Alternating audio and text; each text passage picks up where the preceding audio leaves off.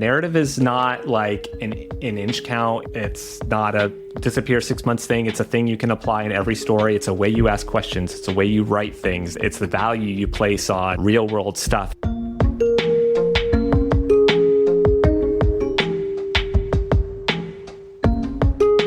Welcome to the Nieman Storyboard Podcast, where we dig into the craft of journalism and storytelling. I'm Mark Armstrong, editor of Nieman Storyboard. This show is brought to you by the Nieman Foundation for Journalism at Harvard. You can get updates by signing up for our newsletter. Just go to niemanstoryboard.org to sign up. My guest today is Drew Harwell. He's a tech reporter for The Washington Post, and he recently had the experience of reporting a story in front of an audience of nearly 400,000 Twitch live stream subscribers. He was writing about a live streamer who goes by the name of Emily CC, who's been broadcasting her life 24 hours a day, 7 days a week, for more than 3 years. For me, the story stood out not just because of the way Harwell tells the story, but also because of Emily's openness and vulnerability in sharing that story, and how different audiences reacted to it. Harwell writes and reports both feature stories and breaking news for the Post, and his beat gives him leeway to cover many aspects of technology's intersection with culture and politics.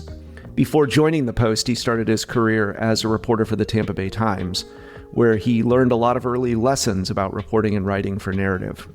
So without further ado, here's my conversation with Drew Harwell.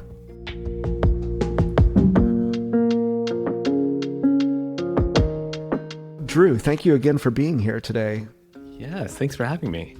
I wanted to start by having you take us through a story that you published earlier this month, and it was the story of a 28-year-old Twitch streamer who goes by the username of Emily CC, who has live streamed her life 24 hours a day for more than 3 years.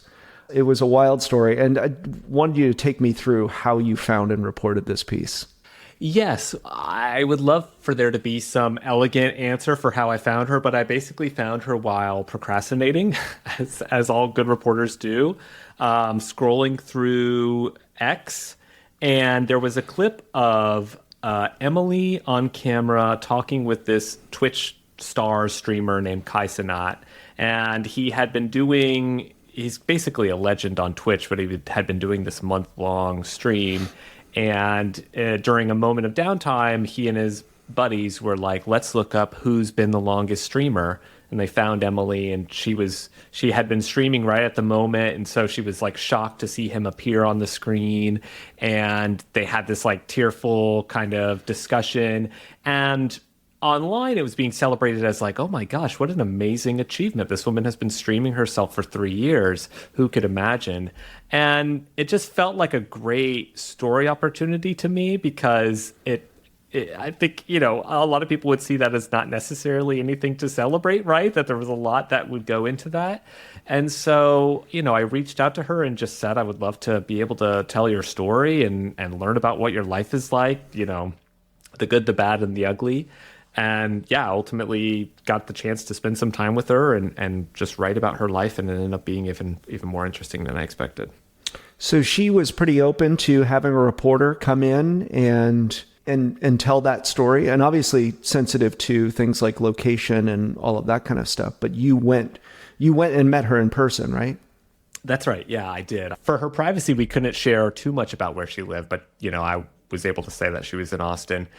And yeah, I had the conversation with her of everything that goes into this, which is often a really uncomfortable conversation with sources because, that news reporting situation is so unusual for people, and they find it extremely weird to have somebody kind of around them jotting notes in a notepad. So I always try to lay out what it's like and to validate their feelings for how weird it might seem, but to also remind them that at the end of this, there's going to be a story. People will be able to understand your life in a new way. You'll be able to talk about things in a new way, maybe think about things in a way you haven't thought about them.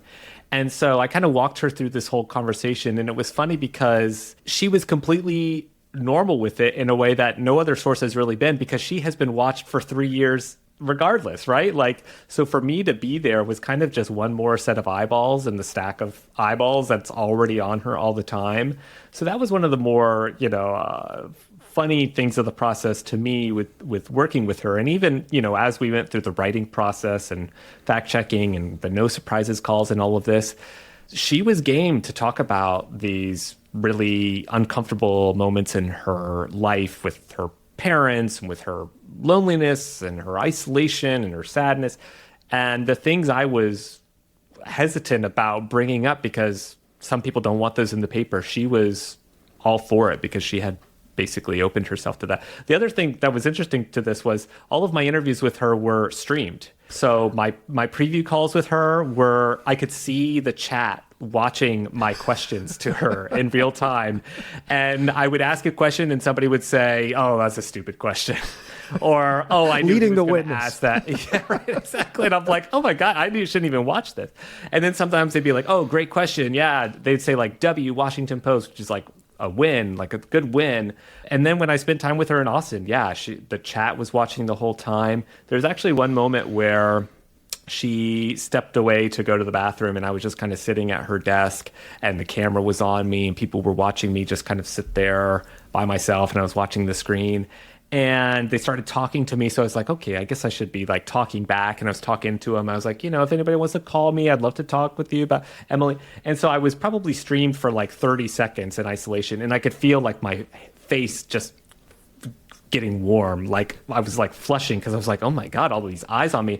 And it was actually great because I got this understanding of what her life is like 24 hours a day for multiple years. And I was like, of course, this has a psychological effect to just have that attention. So it was actually pretty helpful. To go back to, talking to her about doing the story in the first place, yeah, you mentioned she already has a platform. She already has all these thousands of subscribers, paid subscribers as well. What was her response to, your pitch, essentially? Like the calculus seems to change in terms of what's in it for them to participate in something like this. Totally. And that has changed. I mean, I've been at the Post now for 10 years. And as we have all seen, the media has changed. And there was a time when, we could go to people and offer this kind of opportunity and people would jump at that because that was like the a platform to get a story about yourself was a huge thing. Now when I'm doing stories about creators, it's just one of many platforms and it may mean nothing to them because their audiences may never read a paper, may have never picked up one in their life. And so there's still kind of an imprimatur and a validation that comes from, being in the legacy press. You get the fancy photo, you get so there's still kind of those. But in terms of like raw attention gathering, that effect is smaller. So when I went to talk to Emily, the first thing she said was, oh yeah, my dad reads the Washington Post. My dad goes on the Washington Post. He would see this, like he would see, he might even leave a comment on the story. So that was, this was like not a property that she had ever really thought about, except for as a function of her dad. And so, but in terms of like, when I was talking to her, I was just saying, I think, what you have gone through is probably really enlightening for people who, and I tell people, the people who read the Washington Post, they're probably not the people that are watching your Twitch stream. There might be some overlap, but the people who are reading our stories, like they're coming to this completely fresh. They may be really curious about something like Twitch or really worried about it or just, interested in it. And so this is a way to reach those kinds of people and to help them understand that everything that goes into your life and to kind of like help bridge those connections. So it's not just the weirdo on her webcam all day, but to really understand more. And so, and I've done that with stories about OnlyFans and other platforms too, where, I've kind of made the suggestion that this is a way to kind of reach other people and to sort of process your life in a different way than the way you're used to all day, which is to be on video all day. Yeah, it's one thing to be on video all day, but in those situations, they still have total control of their own platforms. And I would suspect it would be a very different experience where you are essentially handing a lot more control over to this reporter from a publication and you don't have control over the end result of how it's going to be shown. So I do wonder about how certain creators think about being a part of media where they have to hand over some control to the reporters who are telling their stories. Yeah, totally. And this came up with Emily as well, where I had to, and this is common, but just explain a lot of the process that is unusual for them. Stuff like fact checking, right? Stuff like I'm going to be asking you a lot of dumb questions about stuff that seems menial or unnecessary because I want the color and the texture of your life. And the way to get that is to be asking you about these things. And so this is stuff that, I think they can understand when it's explained to them, but it's never been explained to them. So it's just in the same way that they are really good at what they do. And there's a whole system of education that they've put themselves through to understand the arcane algorithmic realities of content creation. I have to kind of suggest to them why the things we do are important to get that story right and accurate and feeling true. Is that something you feel like has changed a lot, I guess, generationally in terms of, I have this bigger question, and maybe it's not generational at all. Maybe it's just broader mainstream of people maybe not even understanding how journalism works anymore. And a part of this process being a lot of media literacy and helping people, whether it's subjects or readers, understand, like, this is what journalism is in the first place. Yeah, I think we have traditionally done a pretty terrible job of showing our work, showing how it comes together. And that has left us as a caricature of something that isn't real. And people talk a lot about, distrust in the media and how that's changed over the years. I think some of that is a function of bad things that have happened from journalists over the years. We are not perfect. But also, we as an institution have been attacked and criticized from a partisan perspective for many years, right? So we've had this persona placed onto us, and we haven't really done a good job of necessarily just saying that we're all just a bunch of random normies, basically, right? We have notepads, we go out and ask people questions. We are trying to be a reflection of what we see. We're just people like you, right? We're just observers.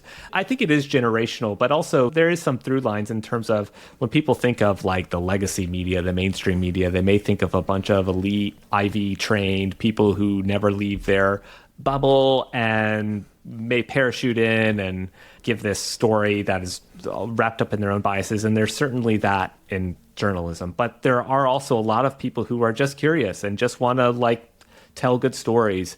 And so, yeah, part of that, anytime we do a story these days, you have a lot to overcome just to get to that point of being able to tell people, I'm not coming in with a preconceived notion of what the story is. I think it'll probably be a good story based off of what I've seen, but I want to start from a place where I'm listening to you and letting you dictate what the story looks like. And I want to be able to process that as a person who's not trying to fit you in this box.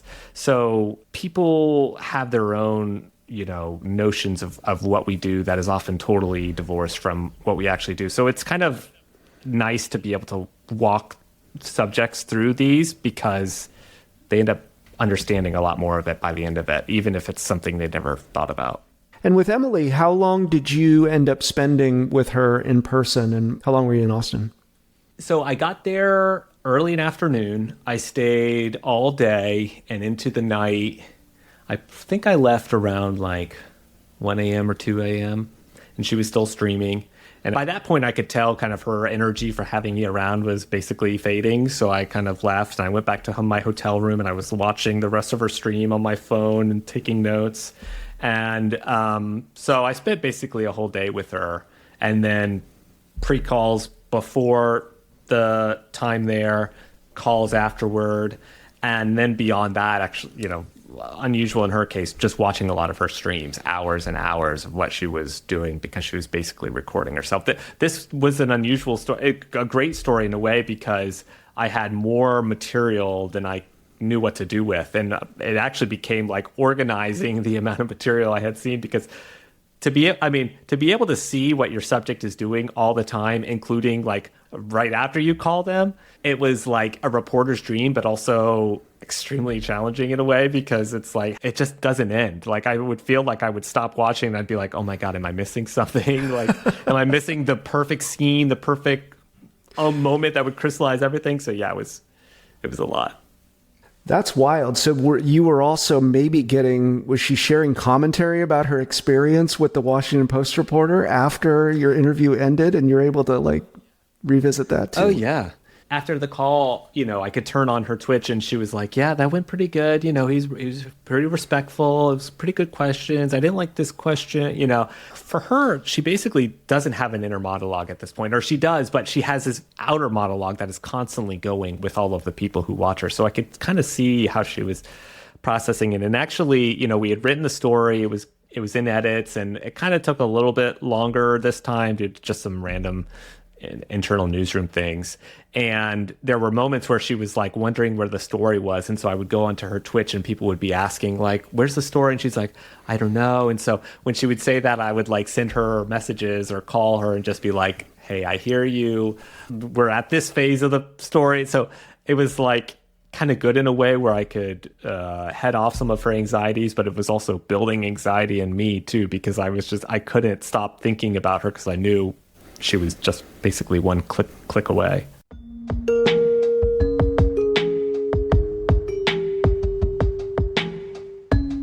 The thing I found interesting about this, it's a great story. It's a moving story. And I think what was also interesting to me was the reaction to it across social media, because it felt like a little bit of a Rorschach test. A lot of people found it, maybe saw it and found it bleak or depressing. And then others maybe almost saw it as a non-story, in that, yes, this is just how many people live their lives. Like, people are living their lives online, partly or entirely online. Was the response what you expected? It was actually, yeah. I mean, you don't ever really know the volume of the response and what it's going to be like. I kind of knew based off of, our readership that a lot of people would see this as complete, just trivial, banal, who cares? So I kind of knew that was coming. A lot of people saw it as extremely bleak. I think it is bleak in a way when you think, and a lot of the story is about the loneliness of our culture, what drives people to do this in the first place, the reality of going through it, and are these real relationships? So I found that really interesting. And, I found it also interesting, there were some viewers of Emily who read it and thought, this is more depressing than it needs to be. It's too dramatic.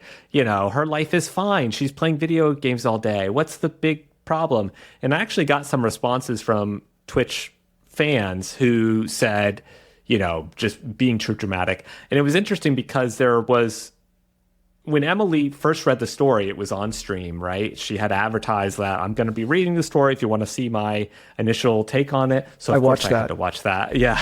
And, and so it was funny because she would go kind of line by line and she'd be reading it and she'd be like, yeah, that's true. That's true. That really happened. And so I was kind of on the edge of my seat, not really knowing. I had walked her through basically what the story was going to be through, in a no surprises way, but you never really know how people are going to react. So when she was doing that, she said, this isn't too negative. This is my life, right? Like I am lonely. I am isolated. These are the things I go through. And I just thought that made her a great character in a way because she was raw about her own emotions in a way that you don't necessarily always see from people, content creators specifically, where they are trying to put out a persona that is optimized for their audience. They don't feel like they can always show emotion. Emily is somebody who has given herself the permission to be depressed sometimes, even on camera, even when she knows people might stop watching, but they're always being attention of that. So that was a pretty big surprise in a good way. And there was a moment that she breaks down crying, and it is when she sees her dog, Snowy, who had recently passed away. And that was just a very moving moment as well. Were you following what her subscribers were, how they were reacting as well?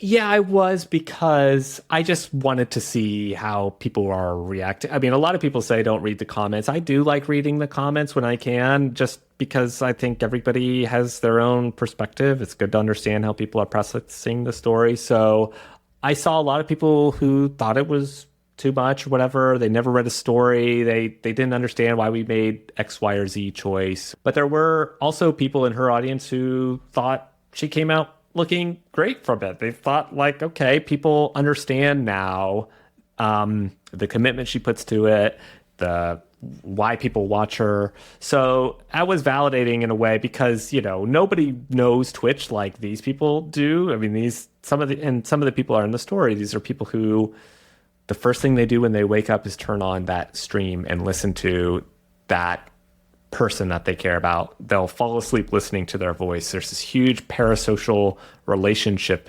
there. And often when we do these stories about creators, we don't include those people because they're harder to reach. They're a bigger group of people.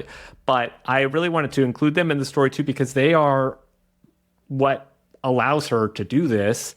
And yet, and they see themselves as her friends, basically, because they spend so much time with her. Yeah. And yet that relationship is it's illusory, right? It's like, it's the crumbs of human connection. You can see what they're doing, but you can't interact with them. You don't really know them. You don't ever meet them.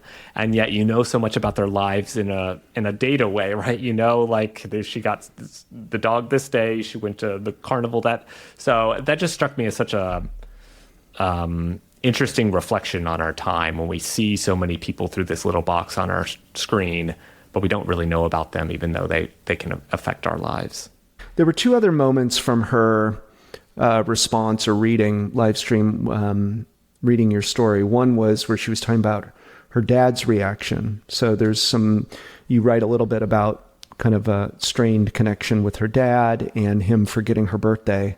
And the way she described it, he was also okay with not his best side being shown in that piece.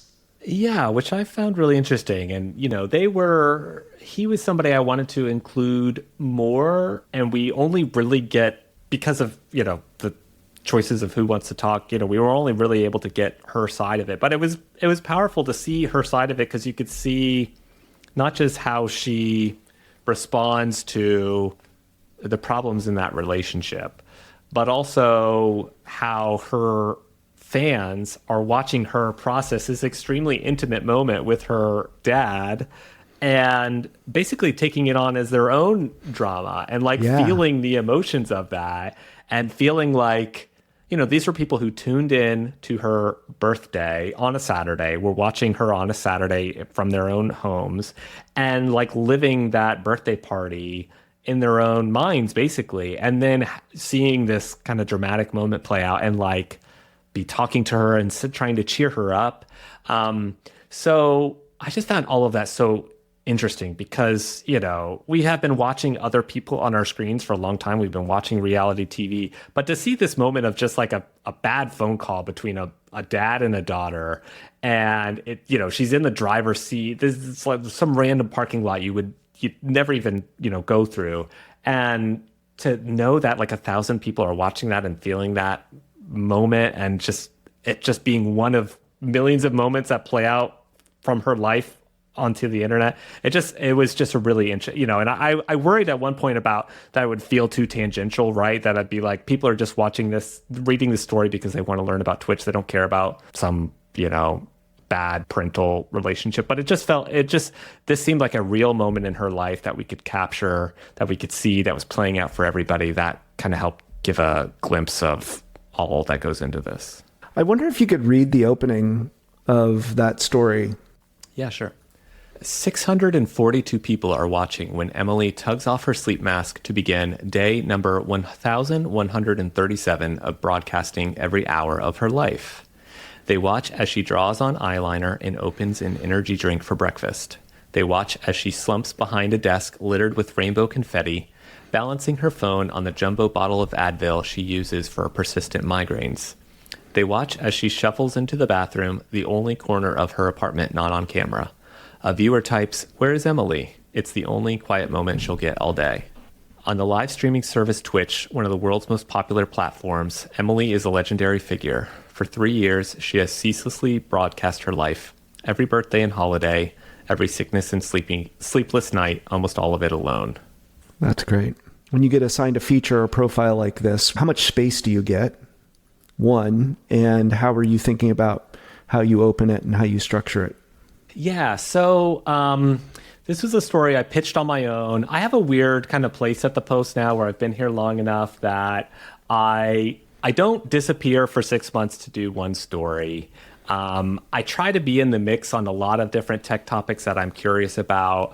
And when I started doing this story, I didn't know it was going to be some giant story. I just thought it was interesting and figured we would follow it wherever we could. And so this is on the longer end of stories I typically ever do. It's about, in column inches, we say it's about 110 inches, which is extremely long for a story. It's about 4,000 words. We generally never do stories of this length, very rarely do stories of this length, especially text stories, especially profiles. So long story short, we wrote it this length, we trimmed it down, and we just felt like there was just a lot of interesting story there that we didn't want to cut. So I didn't come in at a specific inch count, but traditionally our stories are much shorter than this. I never want a story to feel flabby. I always want every sentence of a story to be relevant to the theme and to evoke emotion. I don't want people to get to a paragraph and just say, I'm out, like this is too much. So I know it's probably like self-righteous to say it's a really taut 100 inches, but we really try to like make it colorful. And so that's, right from the start of it, I wanted it to give a sense of the weirdly fluorescent, kind of sickly, sweet reality of her life, but also the fact that she is on screen. She is still a human in this inhumanly uncomfortable environment, and just have all of these different factors playing out just from, her first morning. And I like being able to have like a chronological backbone on a story like this. I knew for this kind of story, it would be great to have an opening of being her waking up and already being on stream, right? In this moment for all of us that we're like at our most vulnerable, and for the camera to already be rolling, and then to like basically end that night and have it one specific day, and just like be able to play through that and just have the natural engine of the day passing to let us play it all out.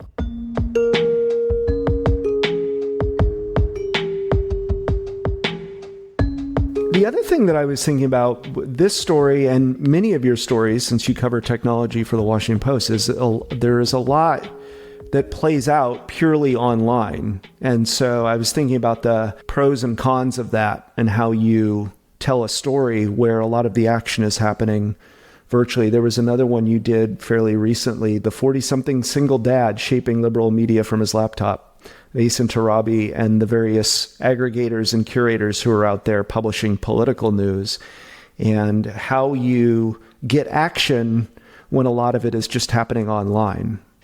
Yeah, it is a unique challenge. And, I come from a background, very typical cub reporter, cops in courts and city hall, and many years of knocking on doors and writing in Notepad. And so having a lot of that play out in the real world.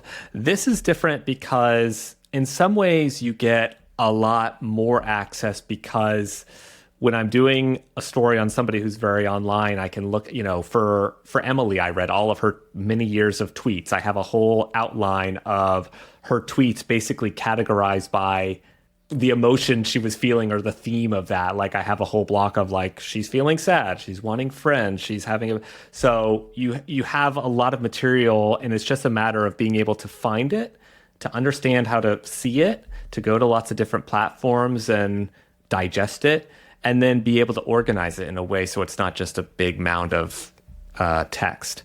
And so the hard part is that a lot of this comes through as just, like 180 character tweets, and there's not kind of that rich, that texture that you would naturally get from being in person. So I always try to have a in-person component or a really like fleshed out part of it to complement that. But I think the big part is just finding a level of familiarity with these platforms to be able to understand that it means something.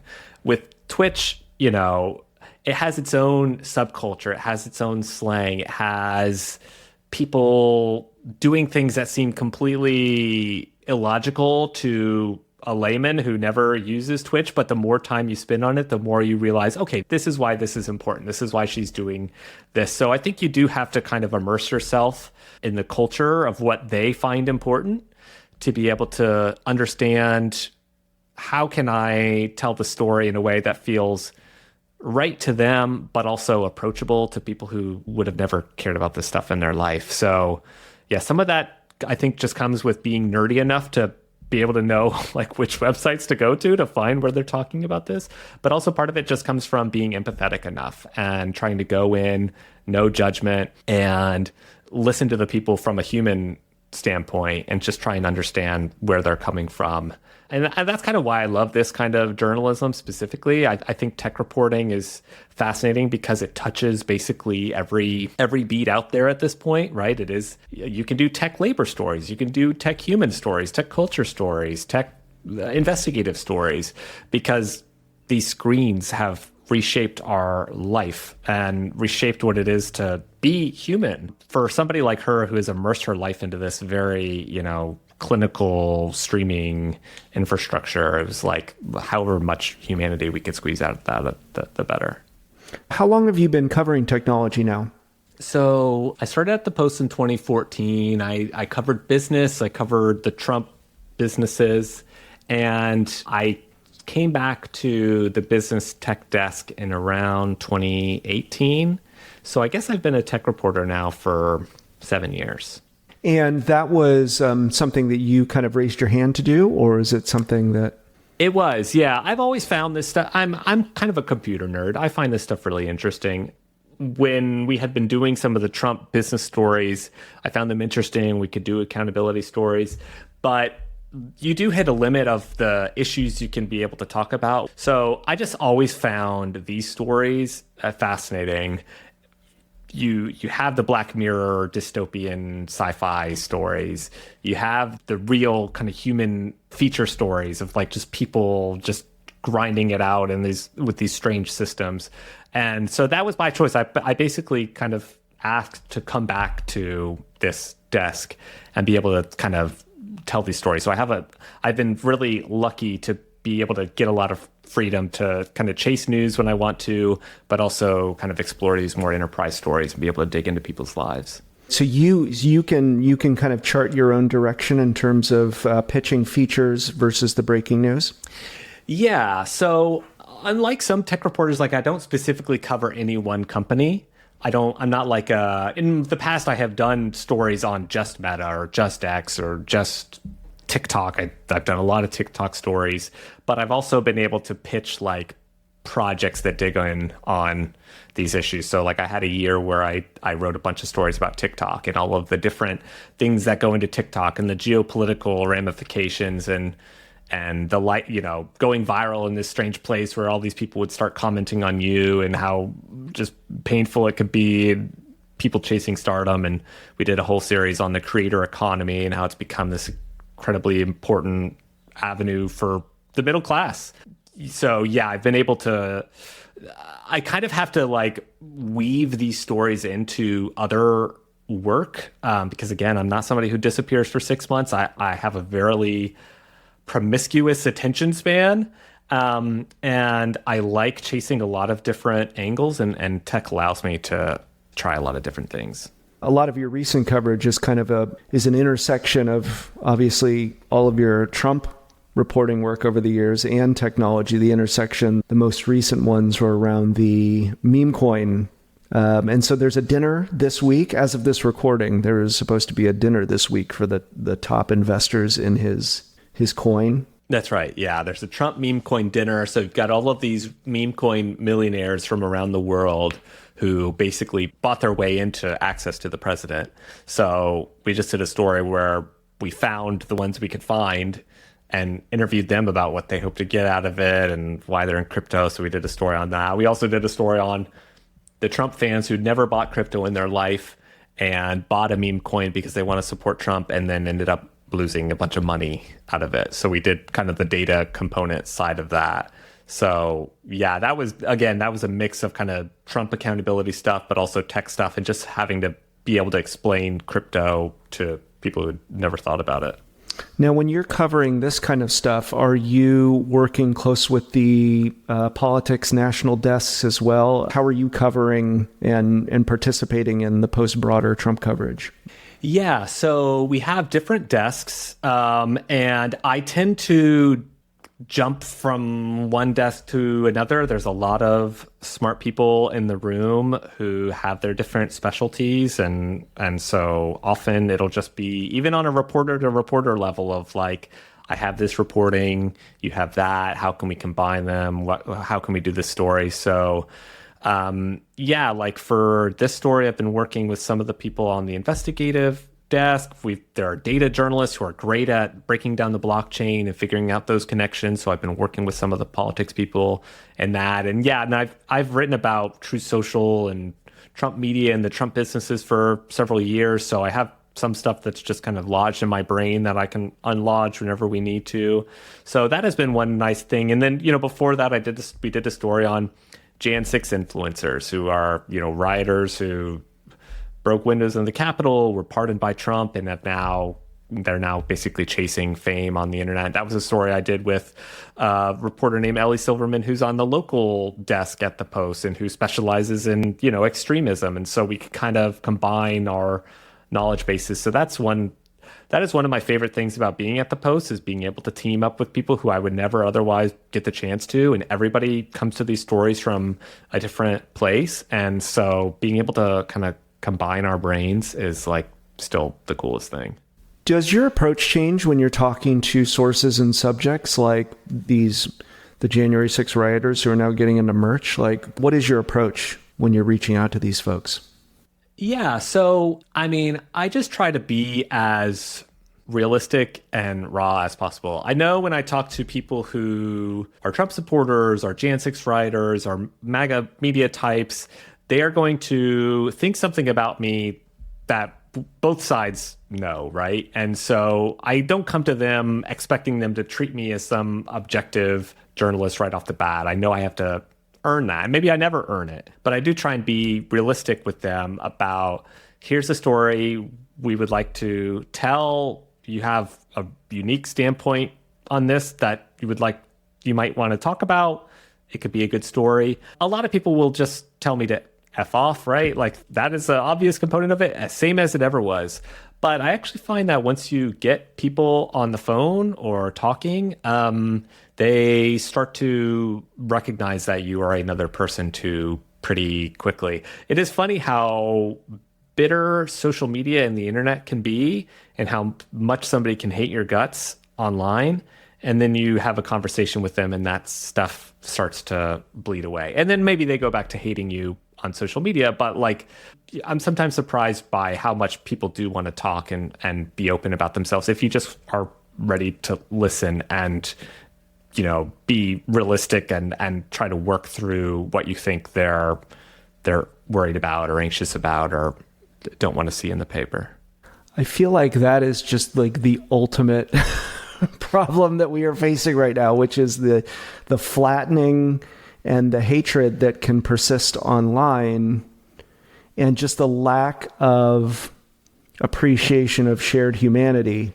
And it's just something I think about all the time, is how can journalists help solve that problem, especially, in an environment in which there are fewer journalists out there in the world. And there is a lot of money in sowing distrust of media too. Yeah. And that's something I think about all the time. I mean, the systems on which we communicate have been optimized for the things that piss us off the most, right? Like we're constantly talking to each other and learning about the world through these platforms that the most viral content on them will get you angry, will make you hate the other side, will validate the things that you believe that are maybe not true.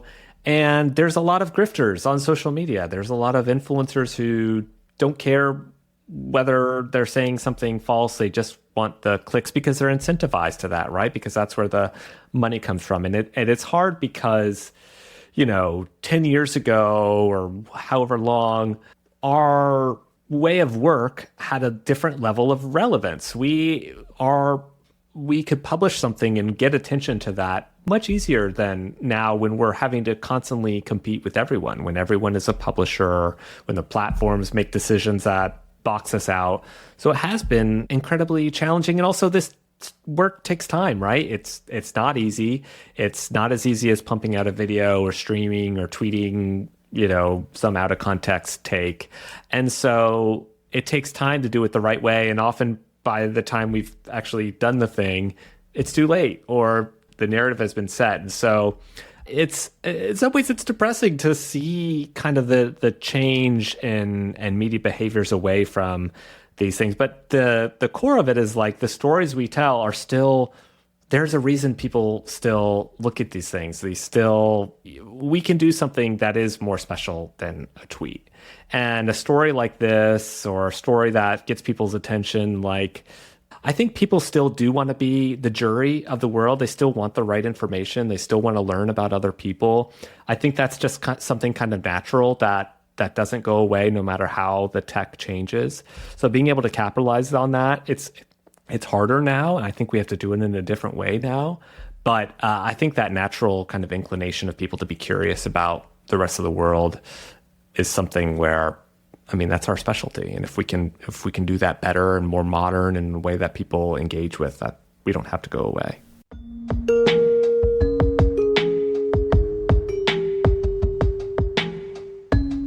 So you joined the Post in 2014, and before that you worked for the Tampa Bay Times, which is a legendary newspaper, especially for narrative journalism and feature writing. So can you tell me about your time there and, what you learned and what your first beat was and all that? Oh, yeah. I loved it. So funny about me, I actually grew up in St. Pete, which is where the St. Pete Times is based out of. So when I was in elementary school, I would go to writing workshops because they were free. My parents could take me there. I worked as a copy clerk at the paper, which is a really thankless job of being there late at night, going to the printing plant, getting fresh copies, leaving them at the door of the editor when I'd come back. So it was always a special place in my mind. And then, I tried to get an internship there a couple times, failed, finally got one. And yeah, it was just a really special place. There were so many great journalists, Michael Cruz, Lane DeGregory, Kelly Benham, so many people who just really cared about narrative. And, it was Florida, great public records, weird people. It was just a story machine. So I learned so much there. And so much of that stuff is still brainwashed me. I think that's still why I love narrative stuff and still try to apply those techniques to tech reporting and all this stuff that we never would have done there. But yeah, so I started, I worked in far-flung bureaus like Pasco and Clearwater. I covered a town of 1,000 people called Port Richey, where Walmart was the only thing in town. And there's a lot of cops reporting, right? Going to knock on a door of, somebody who just died, and just that really kind of foundational reporting experience in a place where, and that was still on a daily rhythm, right? Of having to turn around a story in a couple hours. So all of that I see as really great training for being a journalist. You were really thrown in the deep end, but I loved it. I still look very fondly on being able to work with those people. Do you remember one of your earliest feature stories that you wrote that you were proud of? One of my earliest stories I was really proud of was about honey buns in prison. I was covering cops at the time, and I remember we would go to the jail every day to pick up arrest reports of who had been arrested the day before. We'd speed read through them for anything unusual or interesting, which it was Florida, so there was basically 5 of those every day. And I always remember seeing the canteen menu of the jail. People could, behind bars, they could buy different stuff. And I remember asking the corrections people, what are the big sellers on the canteen menu? And they said, honey buns, sticky honey buns were by far the biggest. So I did this long kind of feature story where we talked about the business of honey buns behind bars. And there was this whole rich history of, inmates would would gain a bunch of pounds. They'd go to court and they'd talk about honey buns, and honey buns were a currency, and they were this food that remind people of home. I actually went to a federal prison in Zephyr Hills, Florida, and I spent time in the commissary, and like I saw how many honey buns they turned around. So, and that was edited by Kelly Benham, and it was just such a fun story to be able to do. It was so like weird and surprising, and I was just like, to be a young reporter writing something that kooky was just like, it was a total dream, and to have great editing, and yeah, I had a lot of fun.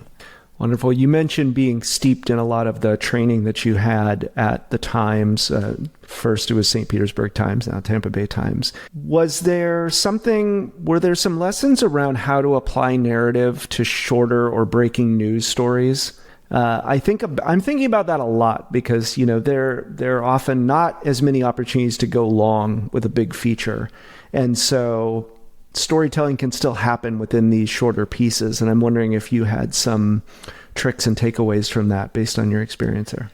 Yeah, they really valued that. And most of my stories are not 100 inches. Most of them are, a quarter of that. And I think you can still do great narrative in there. Narrative is not like an inch count. It's not a disappear 6 months thing. It's a thing you can apply in every story. It's a way you ask questions. It's a way you write things. So it's the value you place on real world stuff as opposed to people talking about that stuff or smart people. I remember being at the Times, they would even have like a reported story where they would do it, and it would be like, I can't even remember, it was like 250 words or something. They would do stories, and there was one that Brady Dennis had done there where it was like a guy working the toll booth, like overnight toll booth, and it was about him, and he had lost his wife, and it's just like you really got a sense of people. These weren't just like words on a page, but it was like really learning about, and they just really prioritize that kind of stuff. And I think being at a writer's paper like that, it could start to feel like, oh, are we all just like, navel gazing? But people really love those stories. I really love those stories. To be, as a reporter, to be doing those, they were always so fun. And people, those were the kinds of stories that stuck with people. So yeah, just the value of being placed on like going to the place, learning the details, seeing everything, asking the name of the dog, getting the color of the car, really caring about those details. Being at the Post for a long time, you do see that there is a lot of different kinds of journalism, and not all of them, want an anecdotal lead. Not all of them care about the name of the dog, right? But I think you should apply those in the ways that they work as much as you can, because that's what makes storytelling fun, is that color and that nuance, and you can't replace that. Elaine DeGregory there was a piece in the Nieman book, Telling True Stories, about narrative as a daily habit, which has stuck with me a lot. So lots of great lessons from her. Yeah, and she's a legend at it because she could do these long stories that had so much detail. It's like, how did you even get that? Like, there's you have so much respect for people who can get that level of detail. And so to be able to do it on shorter stories, it's fun because you'll talk to subjects and they'll be like, why are you even asking me that? They won't like really see it because it's like their life. It's like, this is the most normal thing in the world. Who cares? But then they see it in the story. They're like, okay, I get it. It works. So that's always a joy as a writer. Mm-hmm. That's a good segue into, who are some of your favorite writers, journalists, stories, or books? Could be recent or all time. Yeah, I mean, among the Times contingent, you have people like Lane, you have Ann Hall's amazing, so many great stories from her, and she's a Florida native too, so I felt like she was a kindred spirit. Michael Cruz. I'm a huge fan of Ben Terrace. I hate to name people like I have worked with, but he's a great profile writer, a great storyteller, just a funny guy, and you can really tell it from the story. I think those are the big ones I'd say. Great.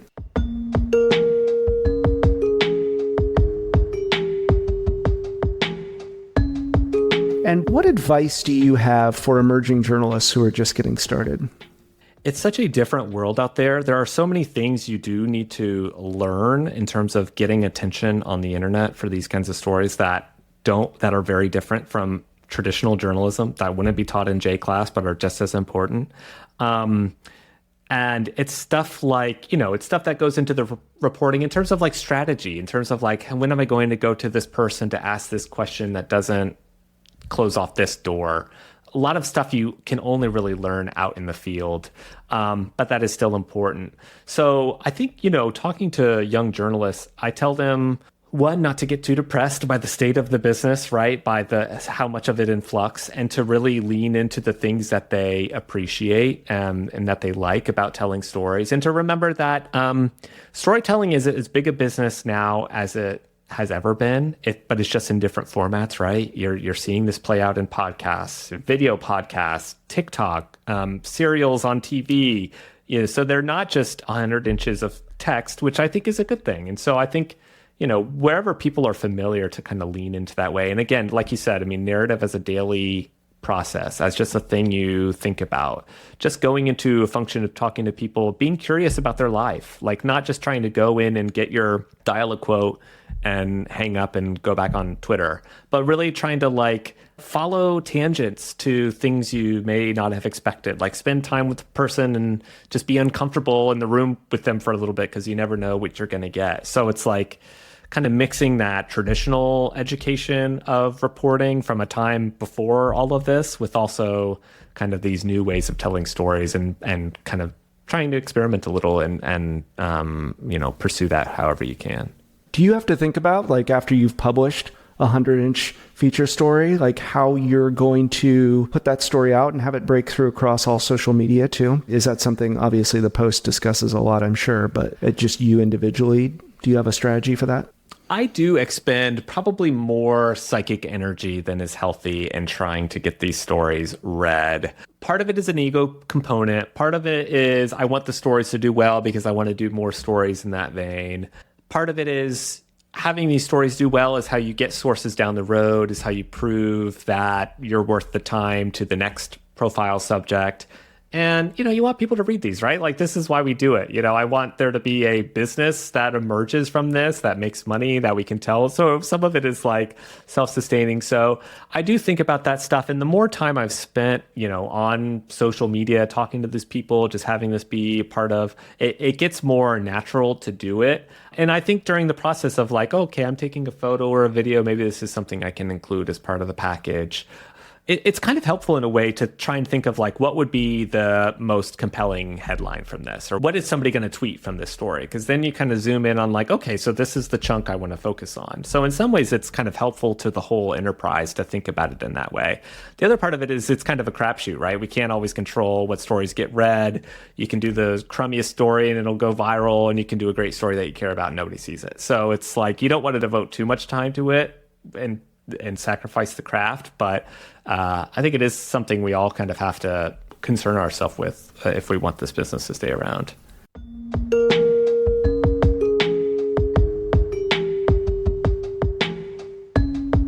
Drew, thank you again for taking the time to speak with me today. This has been wonderful. Yes, thank you so much. Thanks again to Drew for joining us, and thanks to all of you for listening. If you like what we're doing with Nieman Storyboard, leave us a written review and a rating in Apple Podcasts or Spotify. You can also share this podcast with a friend. I'll see you soon.